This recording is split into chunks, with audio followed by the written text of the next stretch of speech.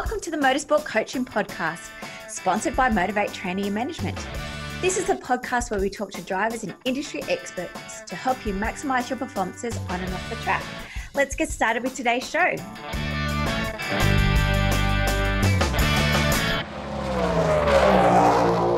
So welcome to the show, Marcus. Thank you. Thanks for having me. So I am excited because you are one of my first speedway drivers for 2019. And of course, you're coming off your maiden win on December 27th at Parramatta. So congratulations. Yeah, thank you. Yeah, it's good. Good to get monkey off the back. That's for sure. Yeah. So it kind of hasn't really been that long time coming though, has it? Yes and no. I've put a lot of effort in. And so I kind of hope it's good to get something out. Yeah. Still climbing way up the ranks, that's for sure. Yeah, so let's go from the start, from your career. So you started off initially motorbikes when you were about 5?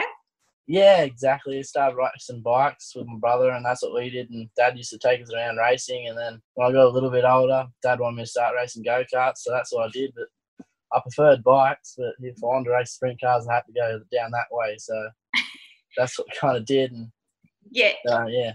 Did you want to race sprint cars, or did your dad want you to?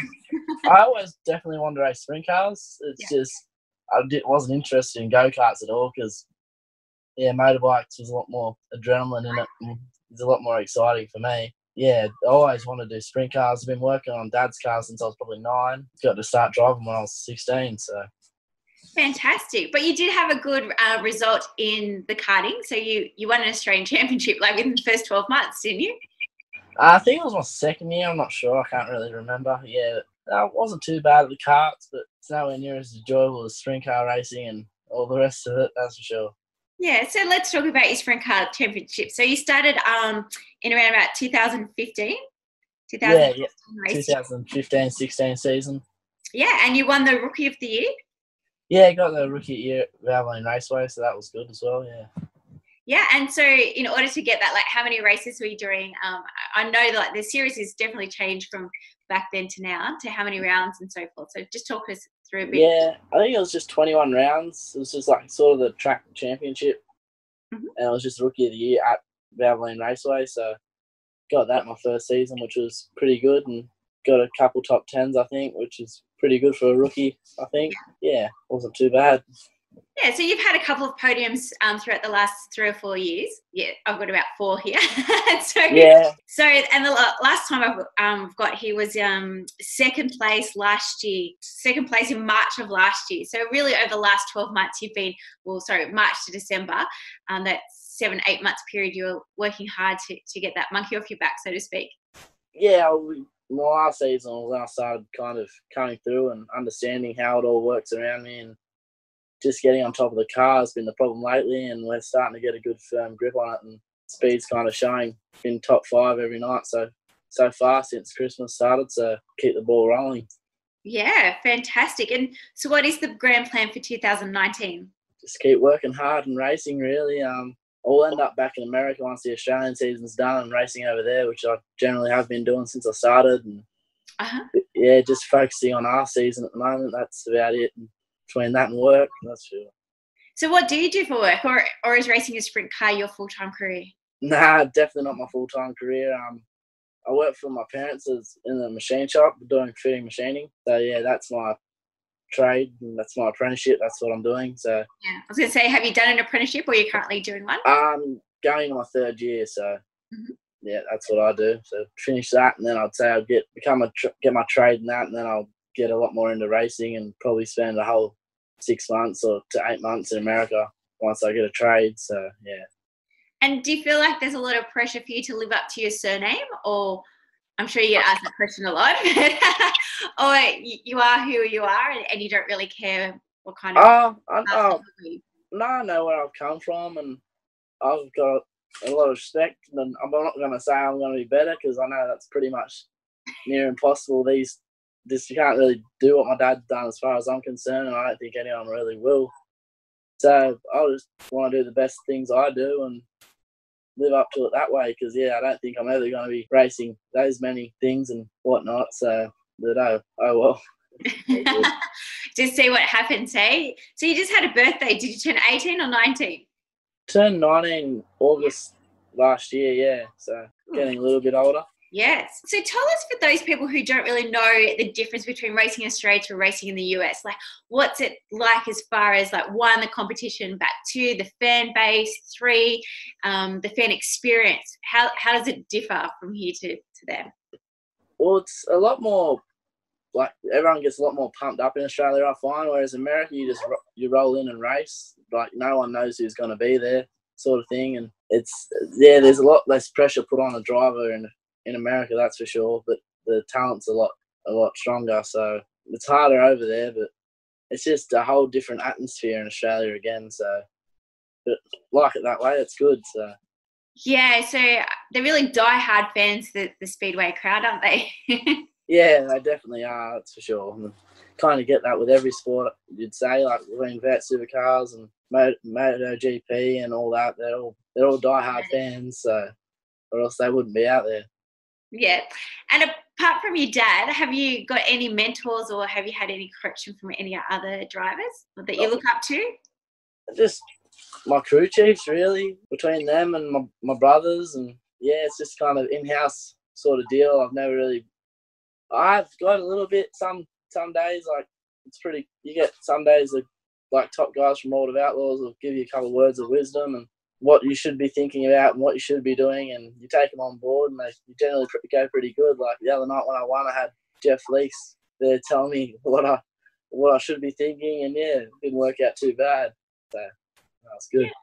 And what kind of other training do you do, or if any, to race every weekend? Do you have a vigorous fitness routine, or you're conscious of what you eat, or do you do any mind preparation stuff before your big race?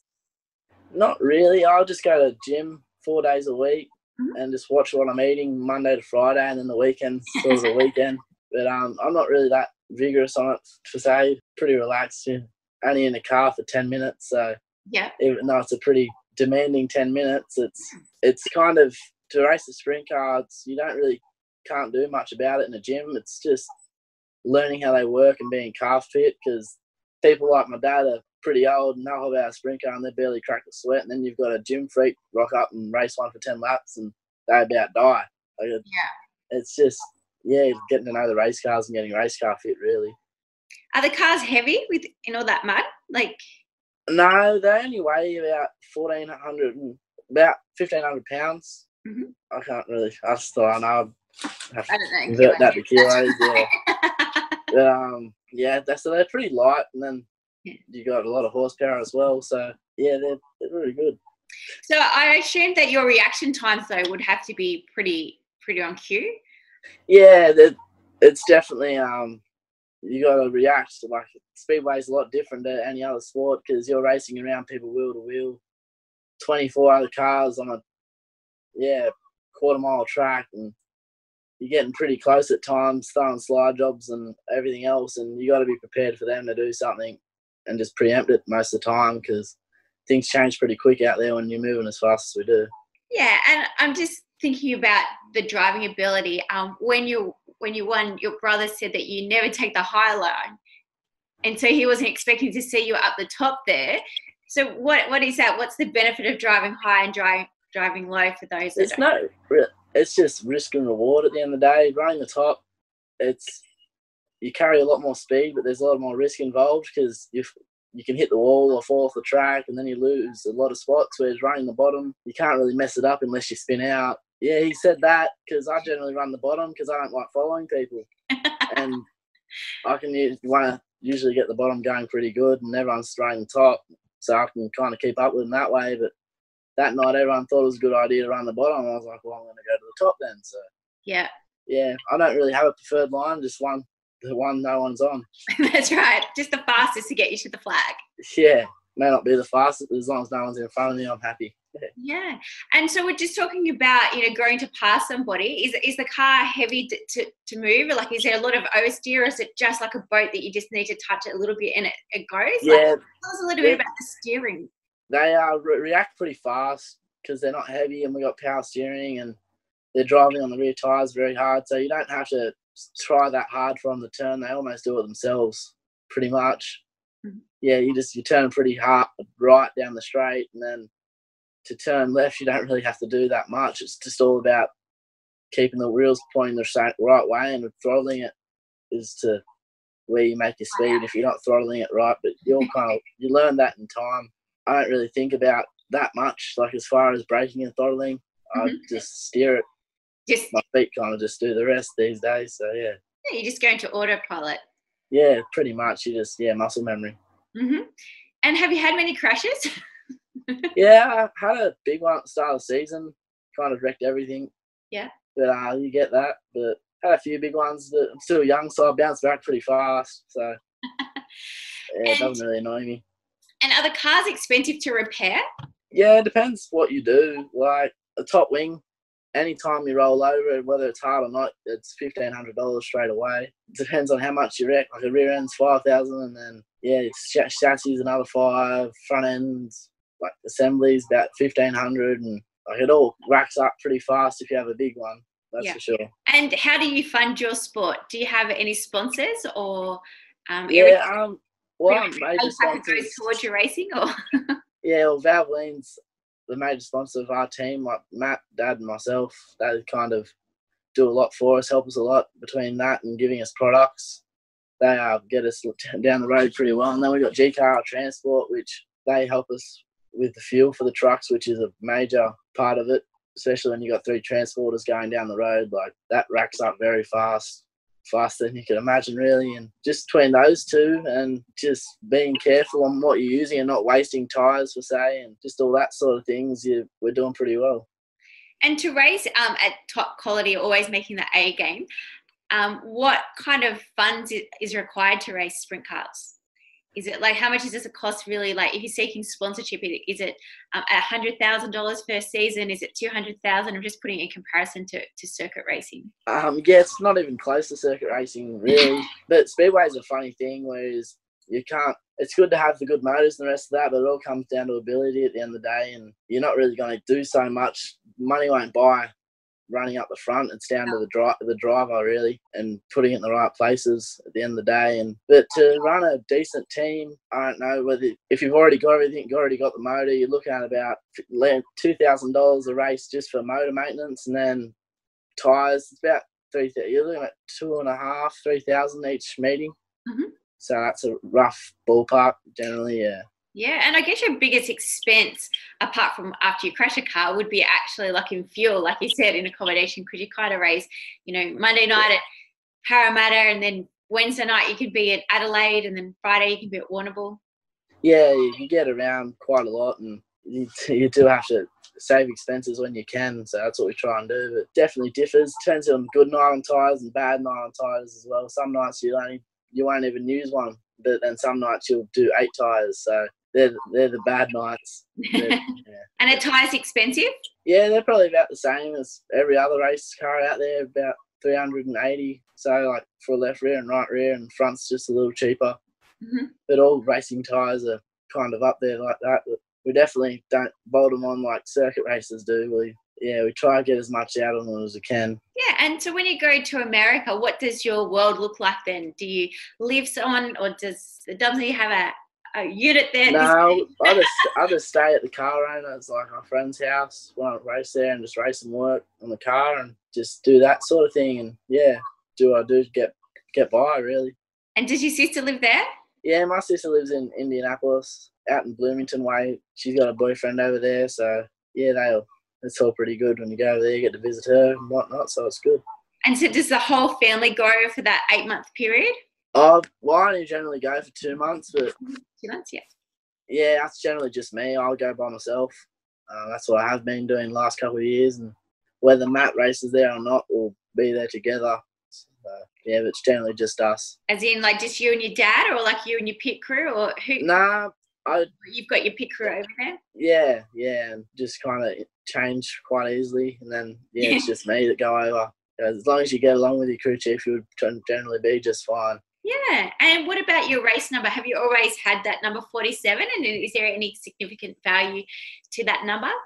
Yeah, well, I had it in motorbikes. I was 147, and it just yeah, kind of got the speedway and I dropped the one off, so it was just 47. So yeah, it's kind of turned out that way because Matt got 57 because he started early because he's got dad plus another one of his favourite drivers, and then I was like, well, I'll just be 4 because I can't get. Yeah, but I always wanted to be 55, but I couldn't get that, so really? I just went with 47. So kind of established the brand now. I can't really go changing it. Yeah, it's going great. So you've got those lockdown sponsored T-shirts I saw, so they look good. Yeah, that's just a collaboration with them. Like, it just works out a lot easier for myself, and and they allow me to sell the shirts off their website because it's kind of collaborated with them. It says lockdown on the back, and yeah, they sell them for me, so it all works out quite well, really. Fantastic. Yeah. And have you ever done any circuit racing yourself? I know a lot of circuit racers end up racing sprint cars or speed cars throughout their off season. What about yourself? Do you flip over and do or have I've done it. I did one go-kart race. Yeah. Yeah, a lot of practice laps and did one go-kart race, but it just wasn't my kettle of fish. Yeah. Yeah, I didn't do it too bad, but it just wasn't exciting enough for me, really. It didn't do it for me. The need for speed. Yeah, no, well, they go pretty fast. It's just how close you race with people and passing, and it happens a lot more in motorbikes and speedway, I find. And like, I wouldn't mind, say, road racing bikes because that's pretty wild. I don't. Yeah. But, and have you got any friends or networks that race in the motorcycle? Not particularly, no. But yeah, I just enjoy watching it when I can. Generally, turn on the MotoGP and keep on track with that. Yeah, watch all that. So. And who's your favourite driver in there? Rider. Righty. Yeah, always used to like Valentino Rossi, obviously, and then I liked Marc Marquez too, but he's just, once they get really good and start winning, you want to find someone else that's not so good. You want to see them go good, so because you're kind of doing the same in your career. So yeah, don't mind watching Jack Miller and all those guys too. So yeah, any of the Australian guys. Yeah, pretty much. And so you just mentioned, Marcus, when you're away from the track, you like doing motorbike riding, and I see you like doing skiing. I also read that you like singing. Yeah, yeah. I used to just sing when I was at school, all through high school and whatnot. I was lead singer of the band, but just started racing and working, and kind of don't do it anymore. So what kind of music do you sing? Are you singing musicals, or are you doing rock, or are you doing... Nah, more like rock sort of thing, yeah. Yeah. Just, any sort of rock I can generally do it. So when you had your maiden win, did you hit the karaoke bar that night, or...? Nah, just because we had to race the night after, just went straight to the car wash and got to work. Yeah, didn't really get to celebrate it, but oh well. Oh, so what's one of your favourite racetracks, either in Australia or in America, when it comes to racing? Well, Parramatta is always really racy. It's just hard to get a grip on it first. Once you kind of get a grip on it, you've got yourself sorted. So it's a really racy track, and it's fun. When it's generally always fun over here. So that, and then in America, a track in California called Ocean Speedway. I don't mind racing there. Yeah, it's definitely a fun track racing there. And then you've got all the big tracks, which I haven't raced at, but I'm sure when I race there, they'll be on my favourites. And is that your ambition, just to have a long life sprint car career like your dad's, or?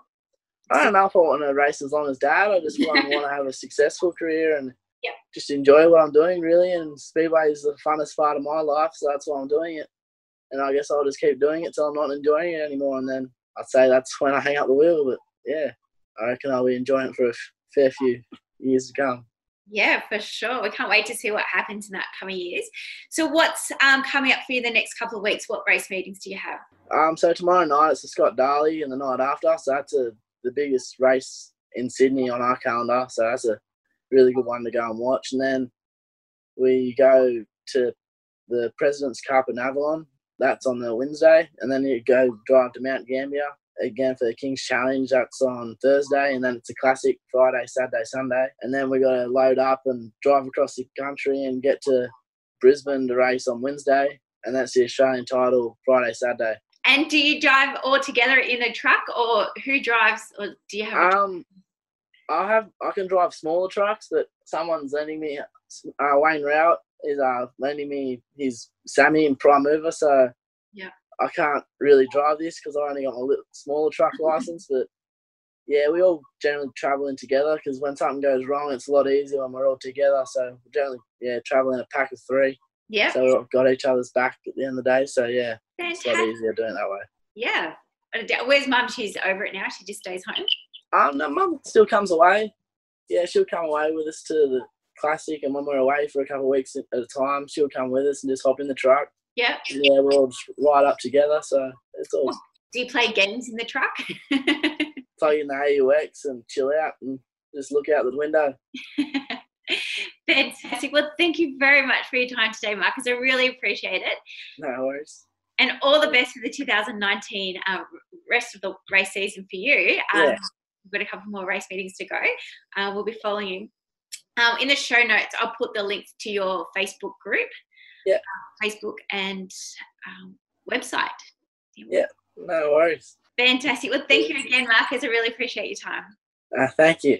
Well, thanks everyone for listening to this week's show. I really hope you enjoyed that one as much as I did. Now, remember, all the show notes with the links and the specials mentioned in today's show are available over at motivatetraining.com.au. If you haven't already, I'd really appreciate it if you could head to iTunes or Stitcher, type in Motorsport Coaching, subscribe, and leave us a review. Each week, I'll read them out and you'll go into monthly draw to win a fantastic prize. If you have any questions or comments, please email us at motivatetraining.com.au or head over to our Facebook page at Motivate to Tea. Until next time, take care.